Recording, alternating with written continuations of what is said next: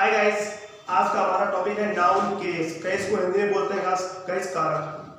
कारक गाइस होता क्या है? किसी सेंटेंस में नाउन का अन्य शब्दों के साथ संबंध हमारा कारक कहलाता है। ये संबंध किस प्रकार होते हैं, कैसे होते हैं, आज हम जानेंगे इसके बारे में। पहले जानते हैं कितने प्रकार के होते हैं। ये गाइस हमारे 4 प्रकार के होते हैं। जैसे नंबर 1 होता है नॉमिनेटिव केस, जिसको हम सब्जेक्टिव केस भी बोलते हैं। दूसरा होता है हमारा ऑब्जेक्टिव केस। ऑब्जेक्टिव केस के 2 प्रकार होते हैं। नंबर 1 डेटिव केस, नंबर दूसरा एक्यूजेटिव केस। नंबर तीसरा हमारा होता है पजेसिव केस, जिसको हम जेनेटिव केस भी बोलते हैं। और नंबर चौथा हमारा होता है वोकेटिव केस। सबसे पहले हम जानते हैं नॉमिनेटिव केस के बारे में कि नॉमिनेटिव केस होता क्या है। सबसे पहले हम जानेंगे अपने नॉमिनेटिव केस के बारे में। जब किसी सेंटेंस में नाउन वर्ब के सब्जेक्ट में रूप में काम करती है। जब किसी सेंटेंस में नाउन वर्ब के सब्जेक्ट के रूप में काम करती है तो उसे हम नॉमिनेटिव केस या सब्जेक्टिव केस बोलते हैं। गाइस यहाँ पे मैंने आपके लिए नोट लगा रखा है, नोट को जरा ध्यान से देखिएगा। यहाँ पे लिखा है कि सेंटेंस के स्टार्टिंग में तथा वर्ब के पहले आता है जो हमारा नॉमिनेटिव केस होता है। जो हमारा इस कारक का जो संबंध होता है हमारे नाउन के साथ, वो क्या होता है कि सेंटेंस के स्टार्टिंग में तथा वर्ब के पहले आता है। जैसे कि गाइस हमने आपका पहला यहाँ पे एग्जांपल दे रखा है, लिखा है Ramesh writes a letter. Guys अभी पहले आपको बताया था कि ये सेंटेंस के स्टार्टिंग में तथा वर्ब के पहले था। गाइस आपको यहाँ पे कोई वर्ब दिख रही है? जी हाँ, ये राइट्स। ये जो राइट्स है हमारी, ये हमारी यहाँ पे एमवी का मतलब होता है मेन वर्ब। ये हमारी यहाँ पर मेन वर्ब है। और मैंने आपसे ये कहा था कि स्टार्टिंग के पहले आता है, सॉरी सेंटेंस के स्टार्टिंग में आता है। तो हमारा सेंटेंस के स्टार्टिंग क्या है? रमेश। ये हमारा यहाँ पे सब्जेक्ट भी है, ये हमारा यहाँ पे सब्जेक्ट भी है, और ये सब्जेक्ट है और ये हमारा वर्ब के पहले आया है। तो ये हमारा यहाँ पे हो गया नॉमिनेटिव केस। क्या हो गया यहाँ पे? ये हमारा यहाँ पे हो गया nominative case.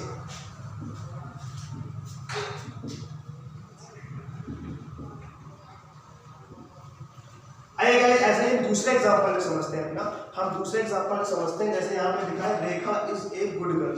Rekha is a good girl. Guys फिर वही बात, आप फिर वही नोट में देखिए, फिर वही नोट में लिख रखा है कि सेंटेंस के स्टार्टिंग में तथा वर्ब के पहले आता है। तो सेंटेंस के स्टार्टिंग में तथा वर्ब के पहले। अब आप यहाँ पे कहेंगे यहाँ तो मेन वर्ब थी, चाहे मेन वर्ब हो या हेल्पिंग वर्ब हो या मॉडल वर्ब हो, ये हमेशा पहले ही आएगा। गाइस हम main verb, helping verb, modal verb क्या होती है, हम इसके बारे में आपको एक लेक्चर डालेंगे जिसमें हम आपको बताएंगे कि मॉडल वर्ब क्या होती है, हेल्पिंग वर्ब क्या होती है। इस सारी चीजों के बारे में डिस्कस करेंगे, लेकिन फिलहाल अभी हम जानते हैं अपने नॉमिनेटिव केस के बारे में। दूसरा एग्जांपल है Rekha is a good girl. ये गाइस हमारी यहाँ पे है हेल्पिंग वर्ब, ये है हमारी यहाँ पे हेल्पिंग वर्ब। ठीक, लिखा है रेखा, ये सेंटेंस के स्टार्टिंग में आता है। मैंने इसमें बताया सेंटेंस के स्टार्टिंग में, इसलिए हमारे सेंटेंस के स्टार्टिंग में आया। तो ये हमारा सेंटेंस के स्टार्टिंग में आया। तो ये जो रेखा है हमारा, ये हमारी हो गई नॉमिनेटिव केस यानी कि सब्जेक्टिव केस, क्योंकि ये यहाँ पे सब्जेक्ट के रूप में काम कर रही है। और मैंने आपको नॉमिनेटिव केस की डेफिनेशन बताते समय कहा था कि किसी सेंटेंस में ये वर्ब के सब्जेक्ट के रूप में काम करती है। तो ये हमारे वर्ब के सब्जेक्ट है, तो ये हमारे हो गए यहाँ पे नॉमिनेटिव केस।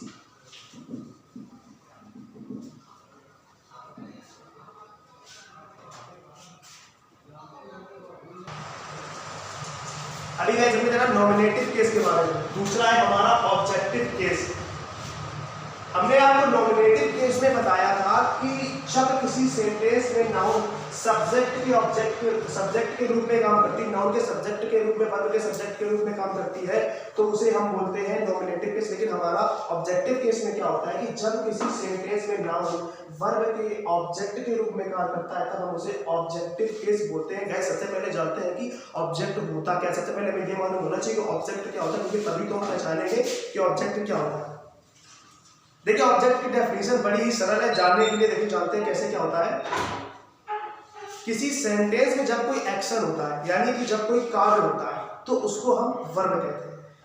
कि जब किसी सेंटेंस में कोई एक्शन होता है, कोई कार्य होता है, तो उसे हम वर्ब कहते हैं। उस एक्शन को जो करने वाला होता है उसको हम सब्जेक्ट बोलते हैं, और उस एक्शन का जिस पर प्रभाव पड़ता है उसको हम ऑब्जेक्ट बोलते हैं। तो सबसे पहले हम इसी से जानेंगे कैसे हमारा ऑब्जेक्ट यहाँ पे निकल के आता है। मैंने आपको भी बताया कि जब सेंटेंस में कोई एक्शन होता है तो उसे हम वर्ब कहते हैं, उस सेंटेंस को करने वाला हमारा सब्जेक्ट होता है, और उस एक्शन का जिस पर प्रभाव पड़ता उसको हम ऑब्जेक्ट बोलते हैं। जैसे यहाँ पे हमारा एग्जांपल पहला लिखा है Ramesh writes a letter, Ramesh पत्र लिखता है। तो गाइस यहाँ पर काम क्या हो रहा है, यहाँ पर काम क्या हो रहा है, यहाँ पर लिखने का काम हो रहा है, यहाँ पर लिखने का काम हो रहा है। और लिख कौन रहा है, रमेश, लिख कौन रहा है, रमेश, क्योंकि ये हमारी यहाँ पे हो गई वर्ब, और लिख कौन रहा है, रमेश। तो ये हमारा हो गया सब्जेक्ट, क्योंकि करने वाला सब्जेक्ट होता है। अब प्रभाव किस पर पड़ रहा है, लेटर पे, इसका प्रभाव लिखने का प्रभाव पड़ रहा है हमारे लेटर पे। तो ये जो हमारा लेटर है ये हमारा हो गया ऑब्जेक्ट। ऐसे दूसरे सेंटेंस में लिखते हैं, लिखा है राहुल ब्रोक अ चेयर, राहुल ब्रोक अ चेयर। मैंने भी आपको बताया था कि सेंटेंस में जब कोई कार्य होता है तो उसको हम वर्ब बोलते हैं, करने वाला सब्जेक्ट होता है, प्रभाव जिस पर पड़ता है वो हमारा ऑब्जेक्ट होता है। तो यहाँ पर क्या काम क्या हो रहा है, यहाँ पर कुर्सी को तोड़ने का काम हो रहा है, कुर्सी को तोड़ने का ये काम हो रहा है, ये हमारे यहाँ पर वर्ब है। और कर कौन रहा है, राहुल, तो ये हमारा यहाँ पे क्या हो गया, सब्जेक्ट। और कुर्सी तोड़ने का प्रभाव किस पर पड़ा, कुर्सी तोड़ने का प्रभाव यानी तोड़ने का जो प्रभाव पड़ा है वो पड़ा है कुर्सी पे। तो ये हमारा हो गया यहाँ पे ऑब्जेक्ट। गाइस ऑब्जेक्ट हमारे दो प्रकार के होते हैं। नंबर एक होता है इनडायरेक्ट ऑब्जेक्ट, दूसरा होता है डायरेक्ट ऑब्जेक्ट। तो सबसे पहले आज हम जानेंगे इनडायरेक्ट ऑब्जेक्ट के बारे में, सबसे पहले हम जानेंगे इनडायरेक्ट ऑब्जेक्ट के बारे में।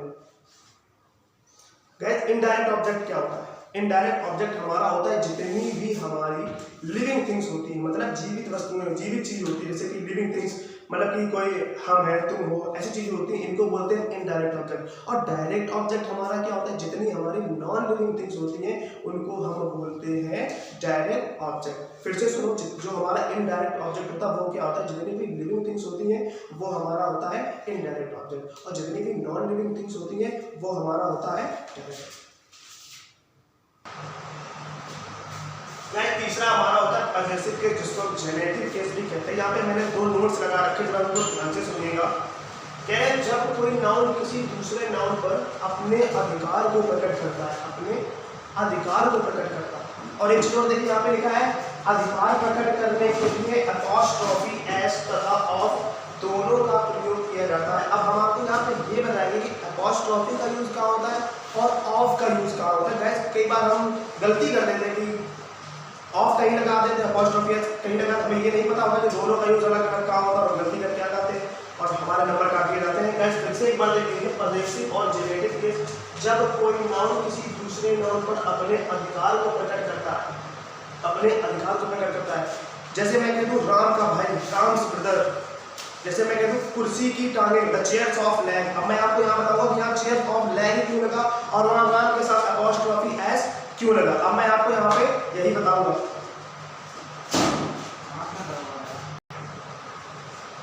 अब हम जानेंगे ऑफ का यूज कहाँ करते हैं और अपॉस्ट्रोफी एस का यूज कहाँ करते हैं। हम ऑफ का यूज कहाँ करते हैं और अपॉस्ट्रोफी एस का यूज कहाँ करते हैं। जैसे कि यहाँ पे पहला हमारा नोट लगा रखा है, यहाँ पे non living things, non living noun के साथ ऑफ का प्रयोग किया जाता है और लिविंग नाउन के साथ एस, अपॉस्ट्रोफी एस का प्रयोग किया जाता है। जैसे कि हमारा एग्जांपल नंबर पहला दे रखा है, रेखा's वॉच इज कॉस्टली, मतलब कि रेखा की जो घड़ी है, रेखा की जो घड़ी है वो बहुत महंगी है, मतलब महंगी है। यहाँ पे ऑफ का और अपॉस्ट्रोफी एस का दोनों का मतलब ही निकलता है का, की, के। तभी तुमने बताया ना कि रेखा की घड़ी है ना, ऐसे बताया ना।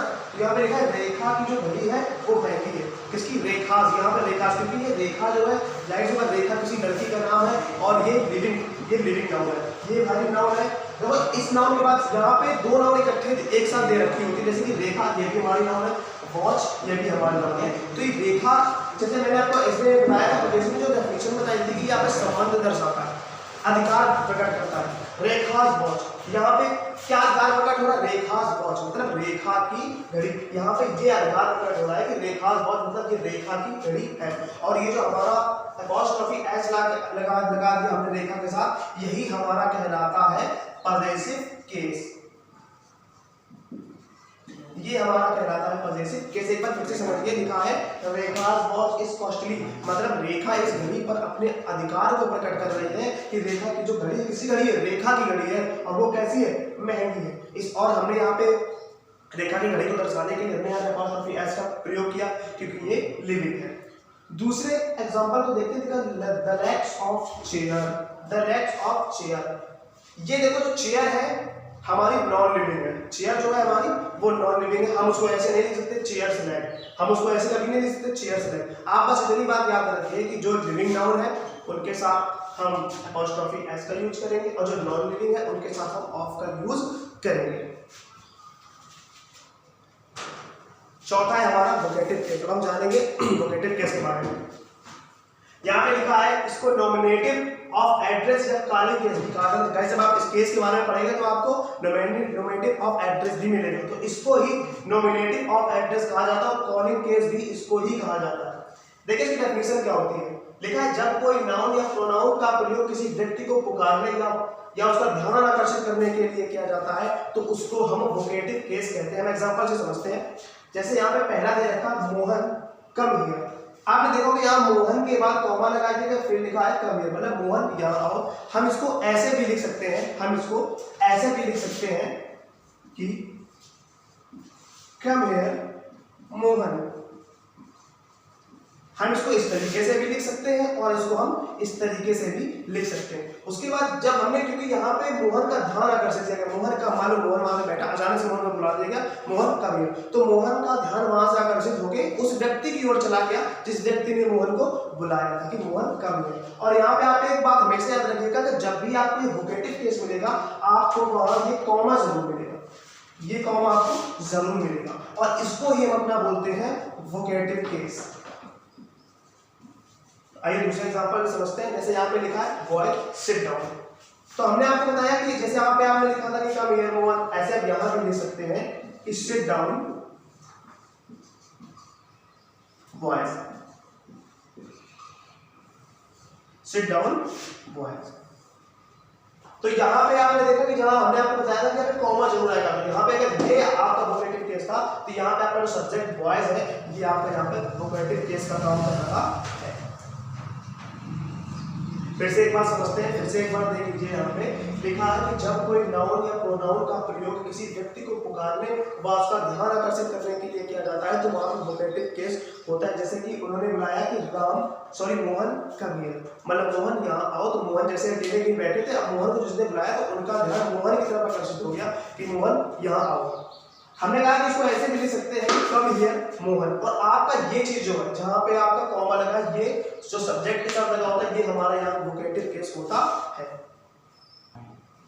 गाइस अभी हमने नाउन के बारे में एक दिन पढ़ा था, आज हमने नाउन केस के बारे में पढ़ा, हमने नाउन का टाइप पढ़े थे, आज हमने ये पढ़ा। अब कल का जो हमारा टॉपिक होगा वो होगा नाउन जेंडर। हम आपको बताएंगे जेंडर किस प्रकार से यूज किए जाते हैं, क्या होते हैं नाउन जेंडर। तब तक के लिए आप इसको रिवाइज करिएगा, एक बार में नहीं समझ में आता है दोबारा देखिएगा, आपको समझ में जरूर आएगा। कोई अगर आपको परेशानी होती है या कोई पूछ रहा है तो कमेंट बॉक्स में हमें जरूर बताइएगा। थैंक यू, जय हिंद।